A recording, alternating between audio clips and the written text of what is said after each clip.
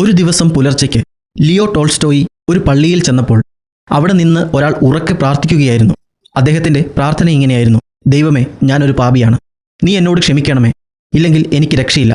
ഞാൻ പലരെയും ചൂഷണം ചെയ്തു, കൊള്ളയടിച്ചു. എന്നെ നിനക്ക് പ്രസാദകരമായി എങ്ങനെ മാറ്റണമെന്ന് എനിക്കറിയില്ല. നീ കരുണ കാണിക്കാത്ത പക്ഷം എനിക്ക് വേറെ വഴിയില്ല. അവൻ്റെ കണ്ണുനീർ ധാരധാരയായി ഒഴുകി. അല്പസമയത്തിന് ശേഷം മറ്റാരോ തന്നെ ശ്രദ്ധിക്കുന്നുണ്ടെന്ന് തോന്നിയിട്ട് അയാൾ തിരിഞ്ഞു നോക്കി. ടോൾസ്റ്റോയിയെ കണ്ട അയാൾ ക്രുദ്ധനായി പറഞ്ഞു: ഇത് ഞാൻ ദൈവത്തോടാണ് പറഞ്ഞത്, നിങ്ങളോടല്ല. ഇത് മറ്റാരോടെങ്കിലും പറഞ്ഞാൽ നിങ്ങൾ കോടതിയിൽ എത്തേണ്ടി വരും. ഇത് ഞാനും ദൈവവും തമ്മിലുള്ള സ്വകാര്യ ഭാഷയാണ്. ഇതേക്കുറിച്ച് ടോൾസ്റ്റോയി പിന്നീട് പറഞ്ഞു: ദൈവത്തിൻ്റെ മുമ്പിൽ മനുഷ്യന് ഒരു മുഖം, മനുഷ്യരുടെ മുമ്പിൽ മറ്റൊരു മുഖം. പ്രാർത്ഥനയിൽ വിനയം കാണിക്കുന്ന നമ്മൾ ജീവിതത്തിൽ പലപ്പോഴും അതിന് വിരുദ്ധമായാണ് പെരുമാറുന്നത്. സത്യമായ ആത്മീയത ദൈവത്തിൻ്റെ മുമ്പിലും മനുഷ്യരുടെ മുമ്പിലും ഒരേപോലെ ജീവിക്കുവാൻ കഴിയുന്നതാണ്. ടോൾസ്റ്റോയി പറഞ്ഞത് എത്ര സത്യമാണ്. നാം എല്ലാവരും വ്യത്യസ്ത സാഹചര്യങ്ങളിൽ വ്യത്യസ്ത മുഖങ്ങൾ പ്രദർശിപ്പിക്കുന്നവരല്ലേ?